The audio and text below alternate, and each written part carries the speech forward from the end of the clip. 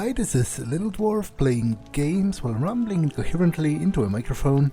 Why? Well, just because I can, and I continue with The Forgotten City, blind.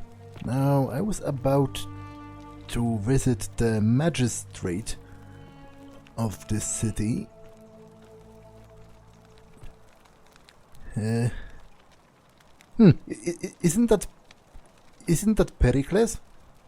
The famous Greek strategist and politician, because he that's a Corinthian helmet, and he has, like, there were, I guess I don't remember how exact, like, he has a very famous statue in this kind of Corinthian helmet, but I guess this kind of posture was very popular with a helmet up, so it might be someone else. I don't remember how Pericles looked exactly. And, you know, Romans actually had a major kind of complex when it came to Greece. Like, despite the fact that they have conquered Greece militarily, they still had a major complex, sort of culturally, sort of. I think that deep down, they felt kind of culturally inferior to the Greeks, even though they would have never admitted it out loud. But for example, educated Romans were expected to know Greek, and they were expected to be versed in Greek philosophy. They often hired Greek tutors, for example. So, hello? Is the magistrate here? Sentius's chest. Well, I probably shouldn't start my freaking visit in the city with theft. Lararium. A small household shrine where ancient Romans offered their daily prayers for protection. Okay.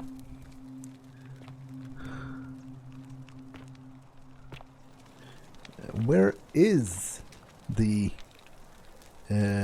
magistrate? Note from Centilla. Centilla expresses gratitude to Sentius for adopting her. Centilla to Sentius, may Jupiter Optimus Maximus continue to protect and guide you. Thank you for making me your daughter and for the lovely birthday pendant. I promise I will wear it always. I feel so safe and fortunate to have you as my father and Sentia as my sister. I sense you've been feeling apprehensive about the election next month, but if I can just show them how strong and dependable man I know you to be, you will be re-elected, I'm sure of it.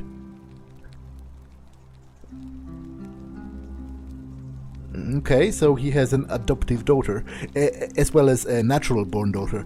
That's I guess why the guard, when he was talking, he was kind of confused whether he should talk about his daughter or his daughters plural.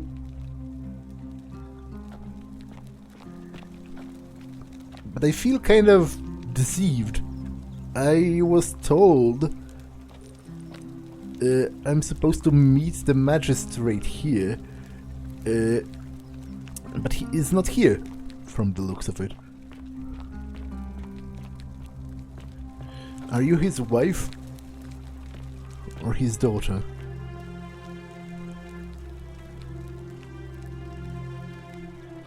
I wish Horatius would stop letting barbarians in here. What do you want? What do you think about the Golden Room? You know, some people say it's the creation of an all-seeing god who's watching everything we do. But what kind of an awful, incompetent god would let my sister go missing on his or her watch? A fair question. To be honest, I personally don't put much stock in gods. Did you hear that? Curse you, you coward! Where is my sister? What do you have to say for yourself? No response. Nothing. That's what I thought. Well, at least we know that blasphemy doesn't break the golden rule. I'm telling you, this mysterious god of ours has to be asleep on the job. Either that, or, like people are saying, it really is just a children's fable my father is exploiting to frighten us into behaving. I suppose we'll find out sooner or later. I suppose we will. Do you know a way out of here? Ugh, what is it with you people? You heard the rumor that my little sister escaped and figure I must know a way out too. Is that it? Well, that's just a stupid rumor. We have no idea what happened to Scintilla. I wish you mouth breathers would just leave me alone. Can I help? I don't know. Can you? Can you tell me how a person could have disappeared from a city with no exits and no crime? Was she snatched away by the harpies? Well, I'm pretty sure that there is crime, actually. Like, isn't the bribery and intimidation a crime that's supposed to be going on? Unless that's a lie, but again, accusing other people of crimes is a crime, so, you know, the story seems to not entirely gel in that particular regard. When did you last see her? It was 3 weeks ago. We ate our evening meal together, and I remember she seemed happy. In love. We went into our rooms, I went to sleep, and when I woke up, she was gone. That's it. And she was seeing someone? I think so, yes. But she was very careful about keeping his identity a secret, even from me. Why is that? Because our father had plans to marry her off, eventually, and even a rumor about her attachment to some mystery man might have ruined those plans. Is it possible her lover was involved? I don't know, but it's been 3 weeks since she disappeared, and he hasn't come forward. That might speak to a guilty conscience. All I know is, whoever he is, he's still here in the city. Well, they might have left together. Centius, Sentia, Scintilla. Why are all your names so similar? Well, that is because, I assume at least, I seem to remember that is actually a Roman custom, where, for example, the daughters of Julius would often have been named Julia, and to the point where actually they gave some of their children like numbers, that they had numerals, much as royalty did. Like for example, Septimus is the 7th, so he would have like his father's name and then a number, or Octavian is the 8th. So you know, but I'll ask it. Why are your names so similar? You really aren't from here, are you? All Roman women are named after their fathers. I think it's their way of branding us, like cattle to be sold at market. His family name is Centius, so I'm Sentia because I'm the eldest. And my little sister is formerly Sentia Minor, but she's affectionately known as Scintilla. You look surprisingly relaxed about your sister's disappearance. I hope you're not insinuating I'm somehow pleased with her disappearance. Well, are you? Ugh, you're awful. Get out of my villa and never speak to me again.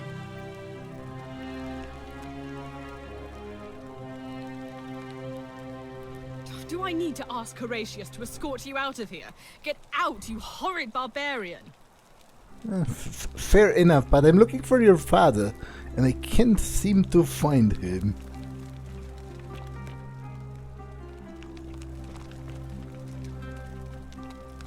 These carrots are purple, as they were before the modern orange carrots were cultivated. Whoa, really? What?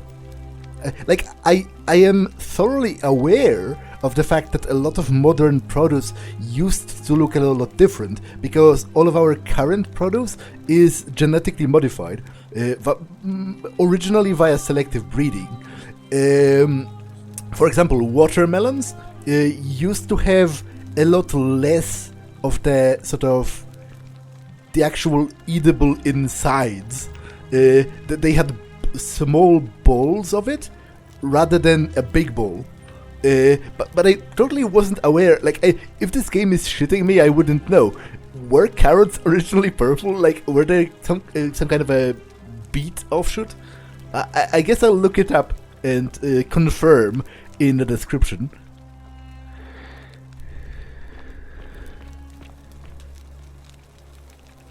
What now? Well, where is All right. the magistrate? Because I'm kind of looking for him and I'm not sure where he is. It's no doubt unpleasant cooking with such poor ventilation, but Romans probably regard that as their servant's problem. Well, actually, wouldn't you have some kind of an opening for the smoke? Because otherwise it would get all smoky inside. Doesn't seem like the best strategy. A Roman shovel made of bronze. Smells like ash.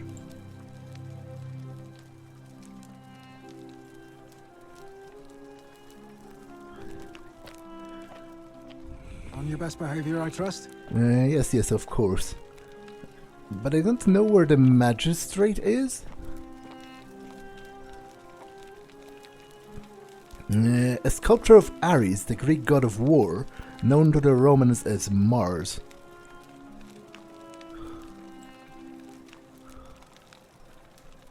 A small vial containing a rudimentary perfume made from flowers and oil.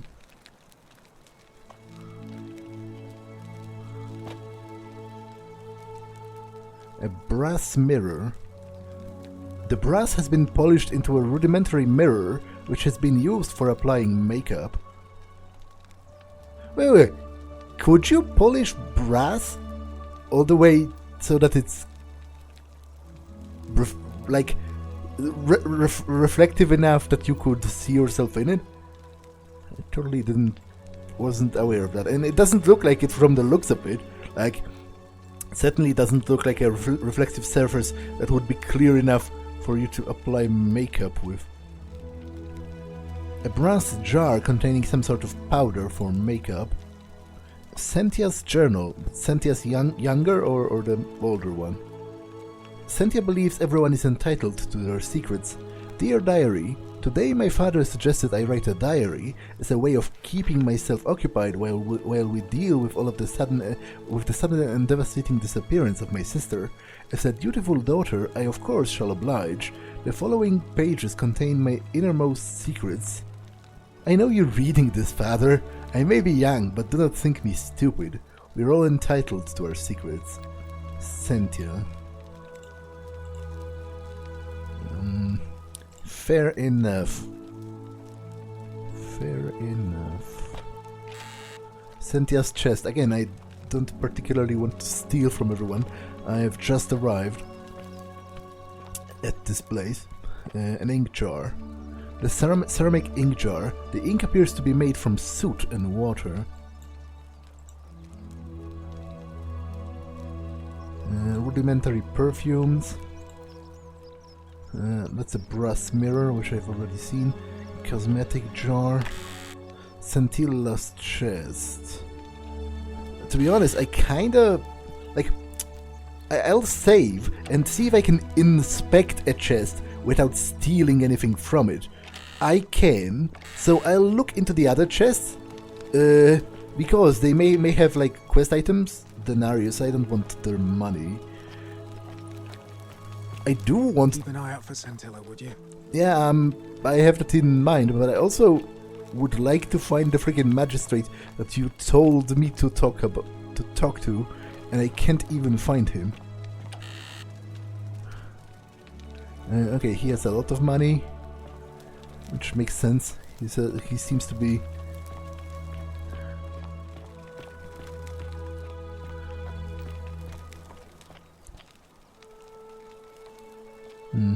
I guess I'll look around for him. Like, I don't know where he is. On your best behavior, I trust?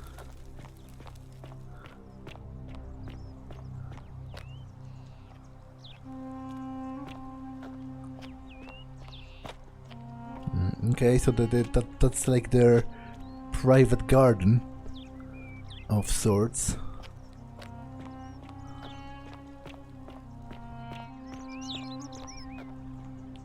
And this would be the entrance to their villa. Magistrate ICHTYS. Ave. Ave indeed. We're finally alone. I assume you already know who I am. May I know your name? I'm Matthias. A curious name to match a curious accent. But I digress. I see you have the piercing and astute eyes of a man of great learning. We're always happy to welcome another scholar to our little community. ICHTYS will be delighted to meet you, I'm sure. Now, you're probably wondering why I summoned you, and I'll get to that. But first, take a look at this wondrous place, would you? A secret city built deep in the mountains, many hundreds of years ago. It is quite beautiful, actually. Indeed. More importantly, consider the miraculous community we've built here over the last 7 months. 22 complete strangers brought together by the fates, living and working together in our own little paradise. And in all that time, not a single sin has been committed. No fights, no theft, nothing. Have you ever witnessed something so extraordinary as a city without sin? No, and I kind of call bullshit. I don't think that's true. I don't think that's possible, and I don't think that's happening even in this particular case. Because, as I said, the guard mentioned bribery and intimidation for political reasons, which, you know, even if he's lying, accusing other people of committing crimes is still a crime and also wrong. Like, you know, I think we could all agree that generally speaking, there might be some, you know, depending on what morality you follow, there might be some exceptions, but I think most people can generally agree that lying for personal profit is wrong. I can't say I have. Nor could I, until I came here. But the reason for this miracle is as simple as it is terrifying. If even one person commits a sin here, every last one of us will die. You see, the builders of this place, whoever they were, left inscriptions warning, "The many shall suffer for the sins of the one." From what we can gather, breaking the law here will anger the gods and provoke a terrible punishment. Like the curses of Medusa and Midas combined, turning us all to gold. We've come to call it the Golden Rule. It's extraordinary that we've survived as long as we have, and each day I grow more and more afraid that our time in the sun is almost up. And now it seems that day is finally here. All that matters is that somebody in this city is about to break the Golden Rule. Why else would Proserpina send you now? Unless you and I can stop them, our doom is assured. I know that's a lot to take in, and you look like you have questions. Please, ask away. Well, that's a good question. What counts as a sin here? An intelligent question. There was a good deal of debate about that in our first weeks here. Does it refer to crimes or to some other ill-defined wrong? Of course, everyone agrees on the basics. No theft, no assault, and certainly no murder. But beyond that, it was more difficult to reach a consensus. What about lying, insulting someone, blasphemy, trespass, trying to escape, bribery, infidelity, suicide. As magistrate, I had to exercise leadership, and so I made a decision. We must uphold the laws of the Empire to a standard never before seen. And we must honor the peace of the gods, the sacred accord between the gods and the people of Rome. It is only by offering the gods the proper respect that we may prosper, as Rome has for centuries. It's clear. I was about to make this exact point. What is legal isn't always moral. And this is a question that has been pondered by lawyers and philosophers for centuries, possibly millennia. The exact relation between law and morality. Because there are, even nowadays, things that a lot of people consider wrong that are not prohibited by law. For example, adultery, as he mentioned. But also, there are things that are considered crimes, but are not considered to be wrong by a whole lot of other people. For example, using and having drugs. This is a very difficult question, and I am certainly far from being a legal positivist, which means, legal positivism posits that, laws are sort of what is legal is good, and legality is defined as an adherence to the proper process of codifying law. So, for example, going through parliament and, enacting law with the proper sort of procedure that's required to codify new law. But obviously, legal positivism had a very great crisis in the wake of the Second World War, when lawyers had to come to grips with the fact that, a lot of Nazis at the Nuremberg trials, they use a defense essentially a positivist argument, which was what I was doing was legal by the laws of my country. And I wasn't like the leader, I was just a guy, and it was law. What I did was legal, and that caused a great uproar and a great crisis among legal scholars.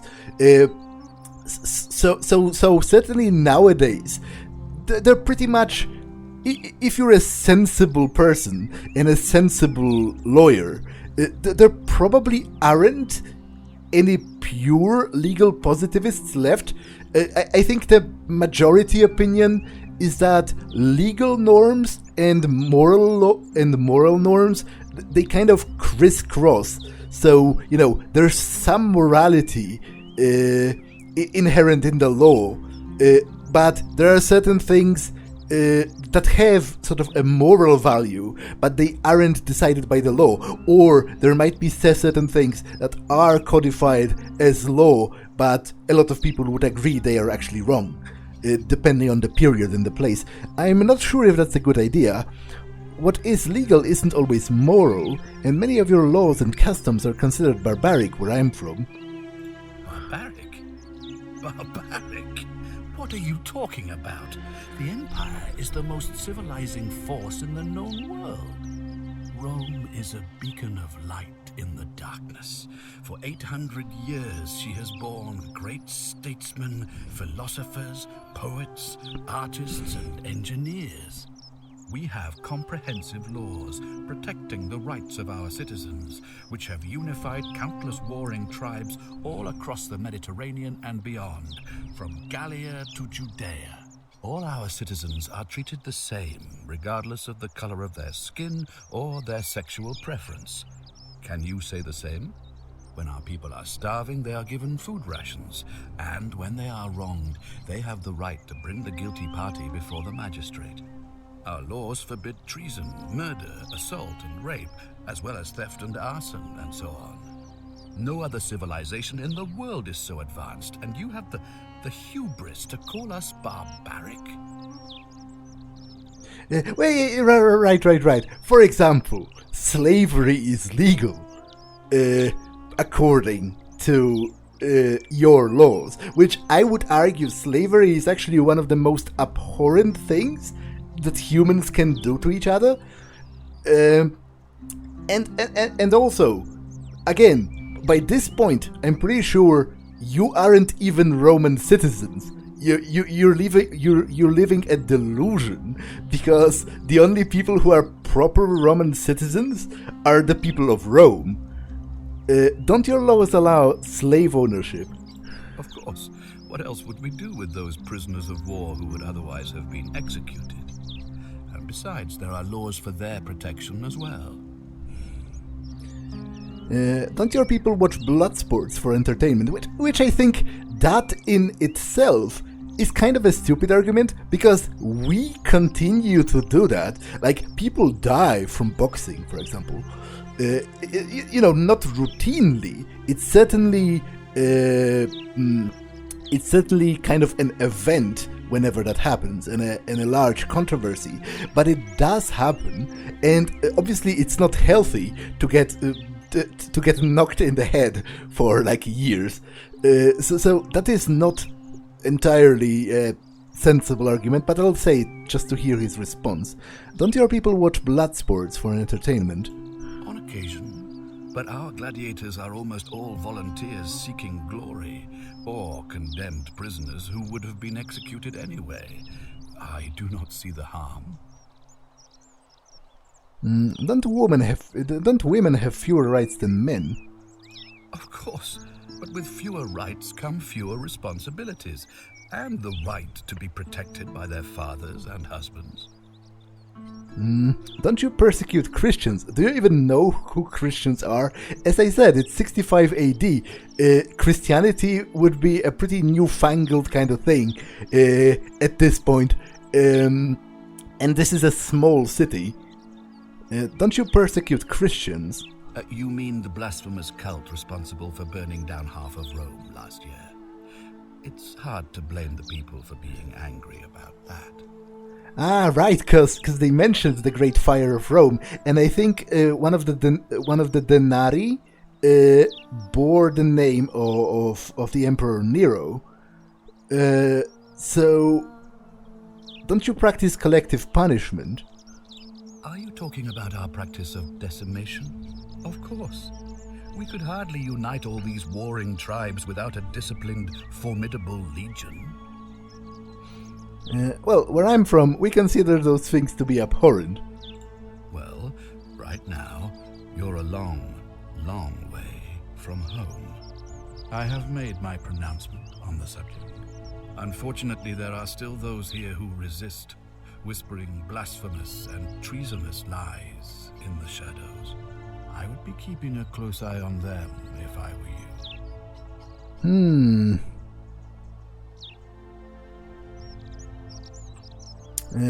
I might get in contact with those people, because, for example, if there are people who would like to free the slaves, I would certainly be down for that. What did you mean when you said Proserpina sent me? You see, in my search for a way to save my people, I learned of an ancient ritual to Proserpina, the goddess of the cycle of life and renewal. It's said to open a doorway in time, so that if the unthinkable happens, one person can pass through it and travel back to the past. And when I saw you arrive in a flash of light from the goddess's shrine, I knew that person was you. You don't belong in our time, do you? You're right, I'm from 2,000 years into the future. 2,000 years? That is unfathomable. Please, tell me, in your time, what did you see? What had become of us? Of this city?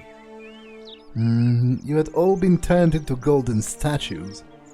I have imagined it, our downfall, 1,000 times. But it still breaks my heart to hear the truth of it. How does the ritual work? All I can tell you is that it's a ritual sacrifice to Proserpina. I stumbled across instructions. I have to recite a prayer, and of course, as with all rituals, some sacrifice is involved. Usually that means wine or food, or in some cases a live animal. In this case, the sacrifice is rather more costly. The life of the person performing the ritual. I don't suppose you saw any sign of me in the future? I did see human remains in the temple, did I? I wasn't looking. I assume that was me. If I'm forced to perform the ritual, it's going to cost me everything. You'll try to make sure I don't need to use it, won't you? But I don't understand. You already did that to call me. How are you still alive? I don't understand. I'll do my best, though. Well, I suppose that's all I can ask for. Why can't you investigate? Well, I believe you're in the best position to go around asking people questions.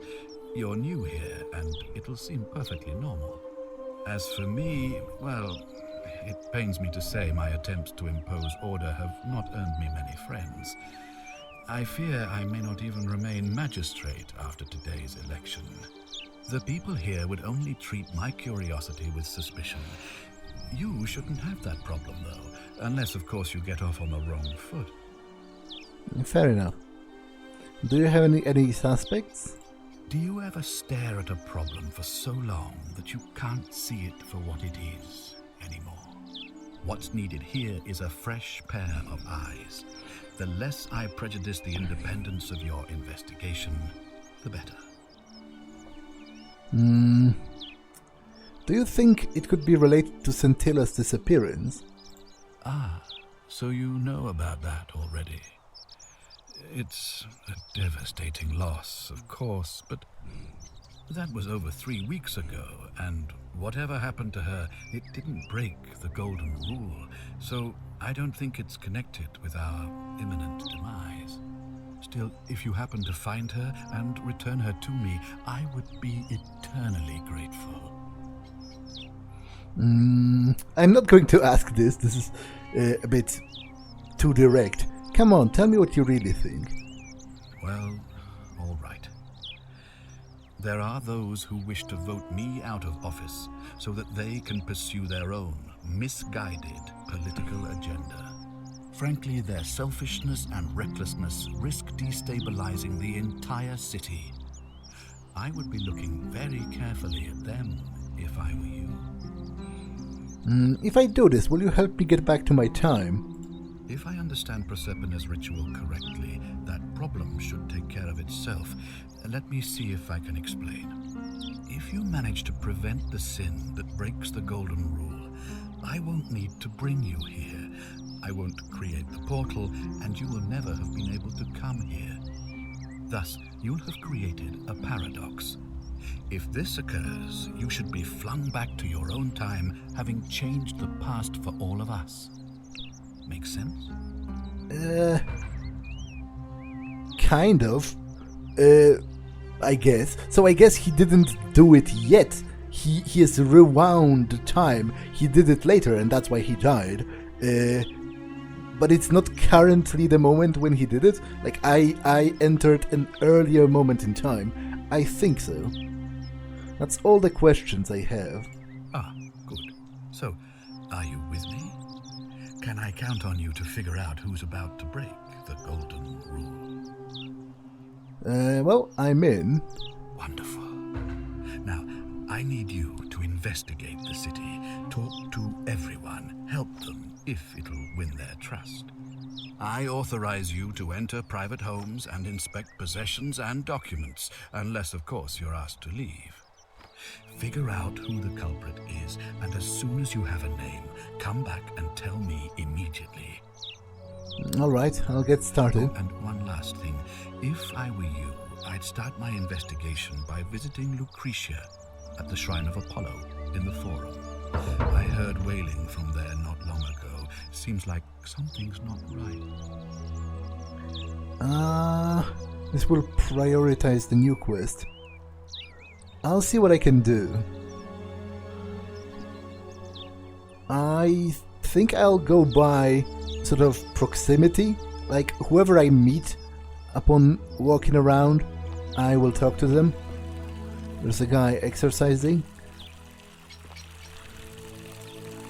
That's another soldier.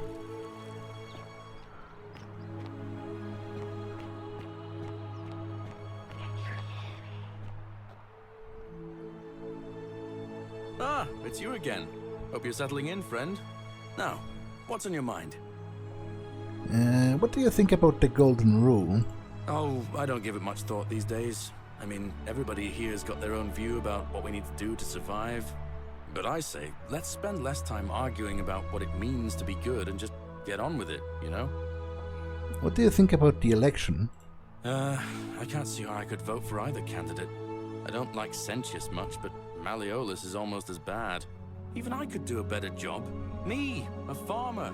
And I've never given a speech or put on a toga in my life. Do you know a way out of here? Well, as much as I'd love to get out of here, the harvest's always more fruitful in another man's field, isn't it? But Scintilla, Sentius' daughter, went missing a few weeks back. Could be she found a way out. If anyone knows for sure, it'll be her sister, Sentia. But she'd never tell the likes of me. What's your story? Well, it's a long one and kind of sad, but I don't mind telling it. I have time. I'm a farmer. Always have been. I grew up in a small village in Britannia, Camulodunum, with my parents and 2 little sisters. Lovely part of the world. One day, when I was about 20, my father and I were in the top paddock, loading our cart, when some Roman legionaries came along, demanding produce for their men. My father told me to run into the house for his axe, and so I did. Sprinted so fast I almost threw up. But by the time I got back, he was bleeding out on the ground, and our cart was empty. That was my first encounter with the legions. My mother died of a broken heart soon after, and things went downhill from there. I took over the farmstead, but I was young. It was a struggle. More raiding started before too long. We'd come outside in the morning to find animals missing, our stores pillaged. These legion thugs just took whatever they wanted. One night, when my sisters and I had nothing left to steal, there was a knock at the door. I knew who they were, and what they wanted. I got my father's old axe, pulled the door open real quick, and before that soldier knew it, split his face right down the middle. But there were more of them. I never saw how many, because the next thing I knew, I was waking up with a mouth full of dirt and lungs full of smoke. My home was reduced to ash. My sisters, dead. And they left me alive to see what they'd done. It still burns whenever I think about it. Why would you settle in Italia after all that? Like, he's a Briton originally, apparently. I'm sorry to hear that. Yeah, well, I wasn't the only one this happened to. It wasn't long before Boudica led thousands of Britons in a rebellion against the Romans. Unfortunately, there were just too many of them. And those of us who survived, they enslaved. So, then I found myself being transported all the way to Rome, to be sold to the highest bidder. I spent a few years working for my new master, learning the Romans' ways, Romanized my name and everything. Tried to escape a couple of times, but they always found me, and I'd just end up right back where I was. I'd probably still be there too, if it wasn't for the stampedes breaking out. You see, about 7 months ago, an enormous fire broke out in Rome. Everybody was running down toward the river, screaming and shouting. I'd never seen anything like it. Human beings acting like cattle. I got swept up with them somehow, and the rest is a blur. The next thing I knew, some stranger was dragging me out of a river. Stumbled across this place, and I started my life over again. That's interesting, because that's kind of exactly what happened to me. A stranger dragged me out of the river. I'm glad things worked out in the end. That's what I thought too, for a while. But it seems the gods aren't done tormenting me yet. See, I finally had my own farm again, safe from the grasping hands of the Romans. Or so I thought. Until Sentius the Decurion demanded I hand over all my produce. It's for the good of us all, he says. Only he takes the best bits for himself, of course. He even told me if I refuse his demands, I'll break the golden rule. I'm not sure I believe him, but then, what if he's right? So, it turns out our dear old magistrate is no better than the Legion thugs who took everything from me. I'm right back where I began. But don't you worry, Nemesis is waiting. And he'll get his, one day. He'll get his. Forget I said that last part, will you? I get carried away sometimes.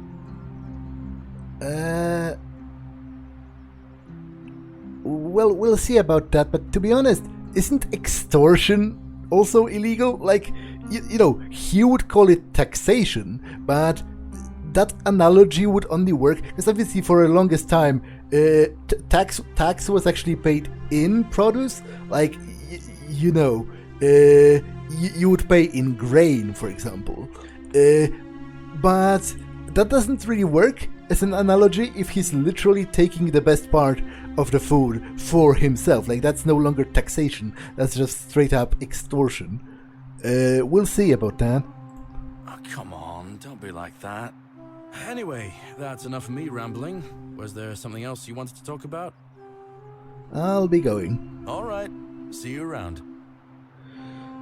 Well, at least you're not a slave anymore, which is certainly an upgrade if you ask me.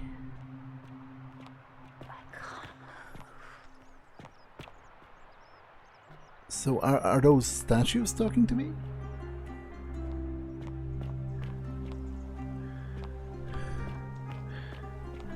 Wow, this is a pretty large place actually. Salve! Although this is where the exit is originally located, right? In the future. So I'll... Okay, there's like a glade.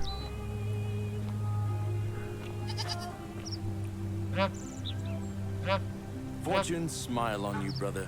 With some geese. Goose eggs.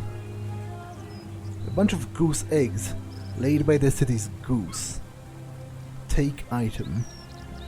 But I take it they belong to someone, right? I'll leave them be for now.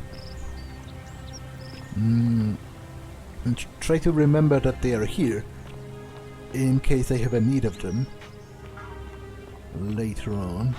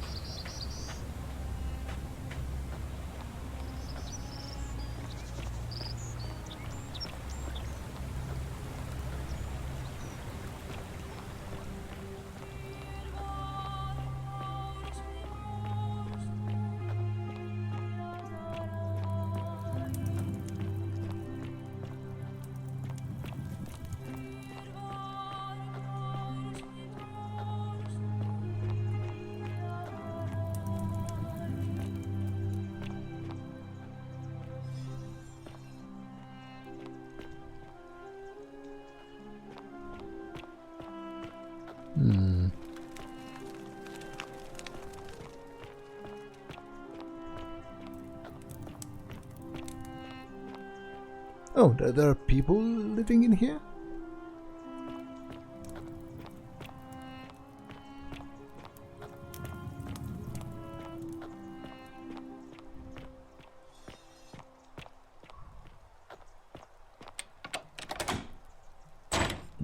Locked door. Oh, there are Christians, because this is the fish, the symbol of the symbol of the Christians, because in Greek the word fish, ICHTYS, it forms the first letters of the phrase Jesus Christos Theoiosator, or something close-ish to that, which means Jesus Christ, the Son of God, the Savior. A wooden carving with a symbol of a fish carved into it. Looks like it might be religious in nature. Yeah, it says ICHTYS. In Greek. So I guess they meet down here. Loaves of bread. Partially eaten loaf of bread, still fresh. Whoever owns it probably hasn't finished with it. I'm not going to steal this loaf of bread. A circular stone disc with a symbol of a fish carved into it. Looks like it might be religious in nature.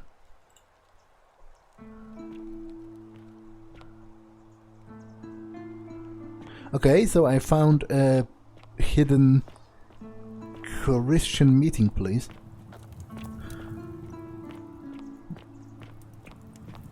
Which certainly might be important, because obviously Christianity is currently illegal as a religion.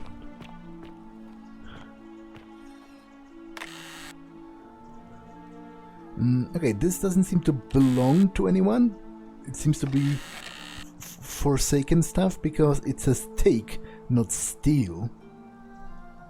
So I will take it, actually. A bottle of wine. Probably the last bottle of wine in the city. Oh, if that's literally, that might also be quite useful.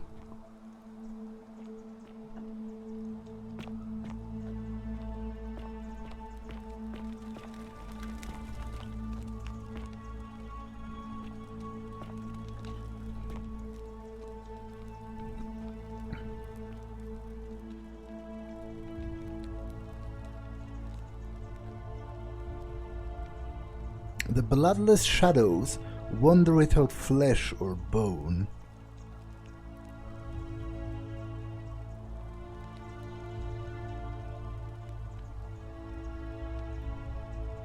Okay, it's written in Latin rather than Greek. A note from Livia, a cryptic, almost poetic rambling from Livia. This place is called accursed. Here, Titius offers his innards to be torn, stretched out over 9 fields. You, Tantalus, cannot catch the drops of water, and the tree you grasp at eludes you. You, Sisyphus, attack or pursue that stone that always return. Ixion turns and follows after her himself and flees, and the 49 Belides, who dared to plot the destruction of their cousins, their husbands, fetch again with incessant labor the water that they have lost.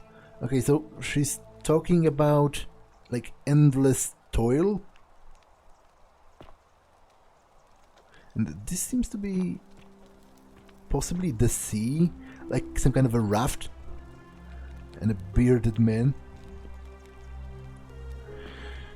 Okay, I'll explore this cave more, because there seems to be more, but I'll do it next time. For now, that's all for this one, and I will see you in the next one. Bye.